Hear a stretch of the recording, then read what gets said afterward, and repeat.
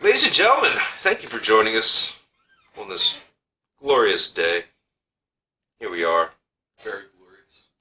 Special treat for you. We are recording our second episode of Bang Head Financial.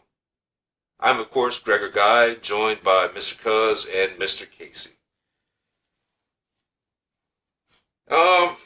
Starting off, quick market recap. The Dow closed the week at 36,327, up 0.56%. The NASDAQ closed the week at 15,971, up 0.2%. The S&P closed the week at 4,697, up 0.37%. So everything's up. Small amounts. Small amounts. Crypto also closed the week, which I just, tie into the rest of the markets. Obviously, crypto never sleeps. At 2.73 trillion market cap, because they don't actually have like a number or anything for that. So, anyway, let's get into some of the things that have gone on this week. Obviously, number one, Squid Games. That was a rug pull. Something was actually said last week. Like I said, last week, I had not done any research on the project. I showed you the numbers when we were. But you told me like 600%. I'm like 46,000%. I don't know anything about the project. So, obviously, number one, do your own diligence out there. Do your own research. If you're going to throw money at something, make sure you know something about it. And also, this video is for entertainment purposes only. Nothing we say here is financial advice. Only opinions. There you go. But, like I said, you brought this up last week, so what are your opinions on this? It was probably more or less someone created this thing because of the Squid Games shit on Netflix, and as soon as it got some money, whoever created it was like, taking profits. Well, they let it go to a certain extent. There was people before it got to its peak and dropped off that were trying to withdraw their money, and they couldn't. So basically, when they threw money at it, no one could take their money back out. And there was a couple people that do like streams. Well, at the same point in time, my question would be, what exchange were you buying the shit on? I don't know that information. I just thought it was crazy, and it was hit. And the messed up part about that is that mainstream media, a couple mainstream media outlets, pick this shit up because they don't know what they're actually saying. They don't do any research anymore. Right. So you can. That's a problem for a later date. This isn't something that you could have bought on Crypto.com or Coinbase. Well, I don't know if it was listed on Coinbase, but I can guarantee you could have bought it on Crypto.com. Right. So it's. You're just giving people money on random websites, basically. Like I said, I don't know what exchange it was listed on. I didn't even realistically care to do that much research on it because we know what happened. It was a scam, basically. I bet it's a scam that pulled them like billions of dollars or maybe millions. I'd probably say millions. I don't know about billions. Yeah, I'm not 100% sure. Anyway, so, moving back to business here, boys. Polkadot is launching their first parachain auction on November the 11th, which, if I'm not mistaken, is also Veterans Day. Can you explain parachain auction? Parachain, okay. Polkadot, their project believes or is trying to interconnect all of the different blockchains, basically. Okay. So think about like Ethereum, Solana, Cardano, Bitcoin to an extent. So what? You can transfer instantly. Instantly. Okay. Yeah. So now, how they have built out their project is that the community will stake their dot, which is not cheap at the moment. It's like $50-some a coin at the time of this recording. They will stake their dot and vote on a project. And if their vote loses, that dot is burnt. So there is financial shit going on there like you wouldn't believe. That's why I believe it. I wouldn't want to be a part of that, to be honest with you. Well, I mean, but this is also going to be the first outside project that is going to get built on the blockchain. Right. Now, I also don't know exactly how many slots they have available for the first auction. But, yeah, it seems like a risky endeavor in order to do that, but at the same point in time, the community will be picking and choosing who builds on their network, on the DOT network. Okay. Not the developers. So who gets the money from that dot that gets burned? It doesn't just fly away to nowhereness, does it? Yes, it does. So it's like the first crypto union. Okay, when you burn, let me answer this real quick. When you burn a coin, it's gone from existence. Okay. Like if you have a finite initial total supply, and you reduce that supply. Are you forced to vote? You have to vote? No. Okay. No, you're not forced. So you don't have to participate? No, you don't. Okay. All right. I don't participate. I haven't done. Just full disclosure. But yeah. Okay. So What is the benefit? What is the benefit of doing this then? Because then you can basically kind of control, or you have a say, more or less, in what, I guess, like decentralized applications or like DEX, decentralized exchange or whatever actually comes to the Polkadot platform. And can one person only use one dot, or one person can use as many dots as they want? I believe that the staking is unlimited. However, if your project doesn't get in, all that dot gets burned. Is there a way of tracking in real time who's staking at what and what the percentages are of who's going to win? I'm not even sure that they have announced what projects are up for nomination. My biggest fear is, let's say, in real time you can see what the percentages are, or what's winning and what's not winning. Okay. And somebody comes in that owns a whole lot of dots, and at the very last second of the voting process, dumps a whole bunch into one thing, and then everybody that was winning just loses it all. I mean, it's a possibility. This is the first time, also, that anything like this has ever transpired in the history of cryptocurrency. So this is kind of like a live experiment, more or less. Right. A new frontier on crypto. No one really knows. No one really knows what's going to happen. That's why you let other people do it first. But November the 11th is going to be an interesting day. Do you gain if you win? Do you gain anything, or you're just... No, you just get your dot back. Okay. All right. But that particular application or whatever gets to be built on the network. Now, when you get your dot back, is it worth more now that they deleted the others? Yeah, that they burned tokens. Yeah. That goes with supply and demand. Yeah. So you technically are making money to an extent. Unless you put up all your dots. Yeah. And it got burned. That's just So anyway, that's a whole other discussion we can have another week. Okay. If you guys really want to talk about definitely. like the tokenomics behind burning tokens. Definitely on November 11th. That would be the next episode. We can revisit it and see what happens. Revisit and see what happened. Yeah, I like that. Okay, moving on. Australia, it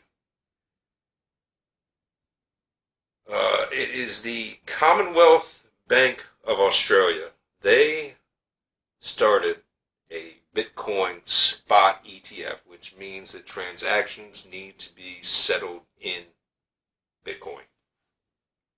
Huge news. It broke a record for a previous ETF held in Australia of, I believe, $5.7 million in like the first 15 minutes. that came out to some stupid number like $31 million over the course of the first day. Crazy numbers. But also at the same point in time, the CBA, the Commonwealth Bank of Australia, is also planning on instituting crypto wallets for, I guess they're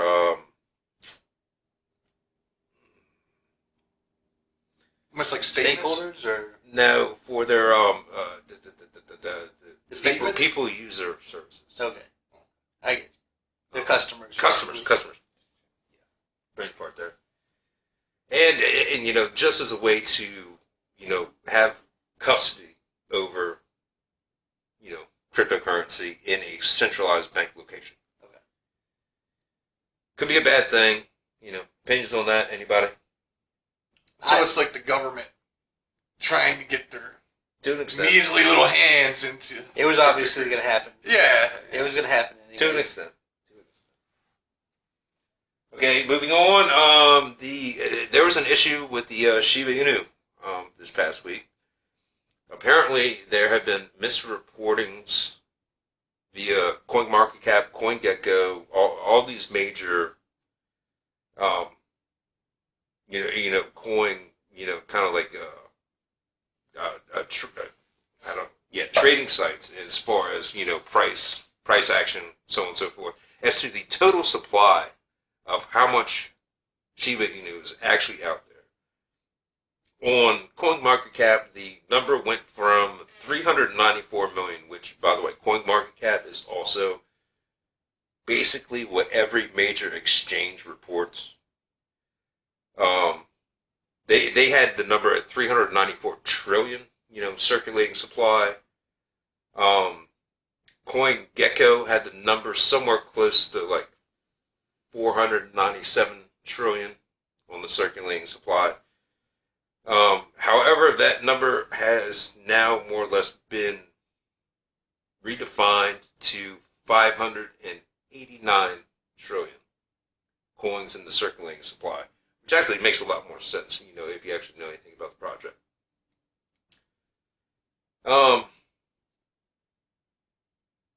This cat mistake led to about a 33% correction in price.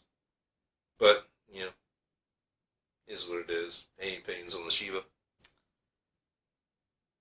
It's strange. Like it kind of weakens, in my personal opinion, Shiva's case. I mean, obviously it's legitimate. People have money into it to some extent, but if you can't get from one website or one control market to a different control market and have different.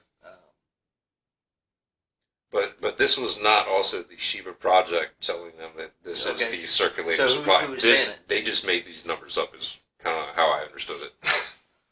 So they're just making up whatever they want. Okay. Whatever they want. Okay. All right. Look. Okay. Now we're going to go into the backstory of Shiba Inu. Okay. When Shiba Inu was created, they started the project with 1 quadrillion tokens. Okay. They gave 500 trillion of those tokens to Vitalik Buterin, the creator of Ethereum. Okay.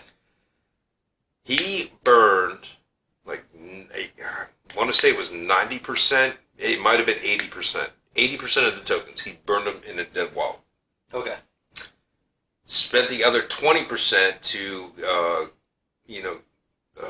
gave to a COVID relief charity, I believe in India. Okay.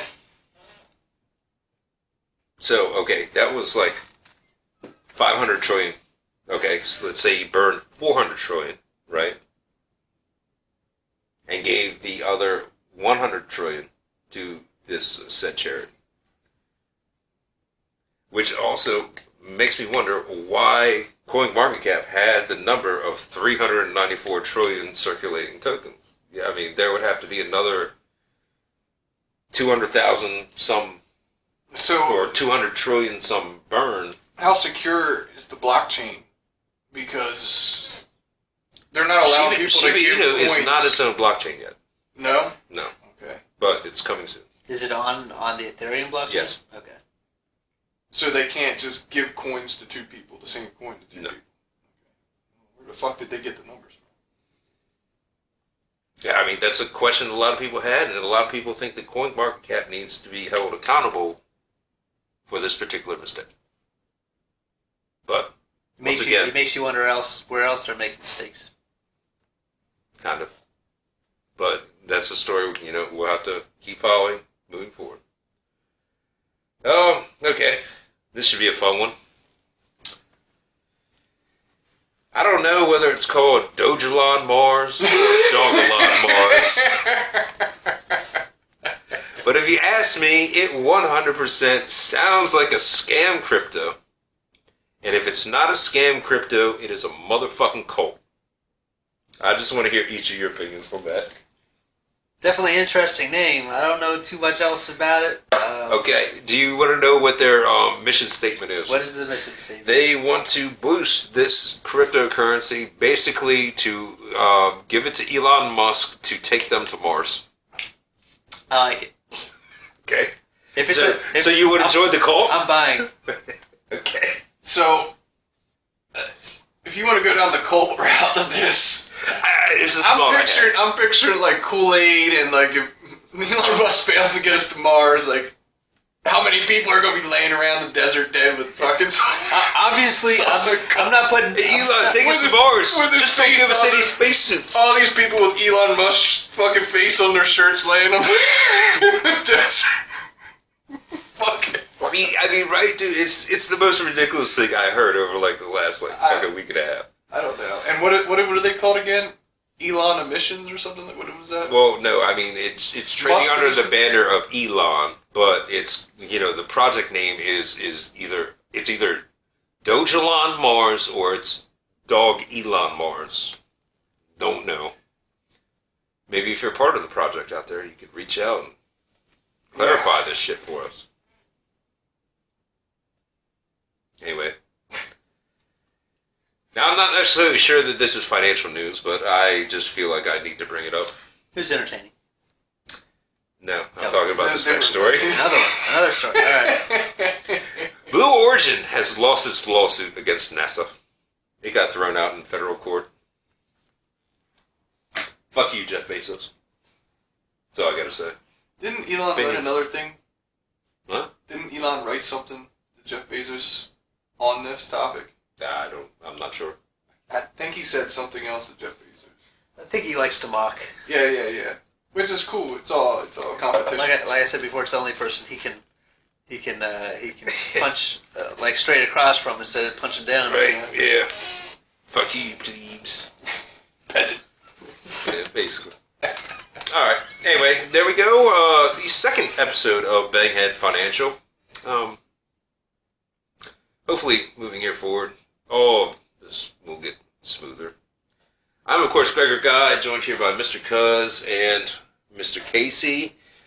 If you found any value in today's content, make sure you like, share, and Subscribe. Hit that bell button. And always, as always, feel free to let us know your thoughts down in the comments below. Ladies and gentlemen, you have a wonderful day.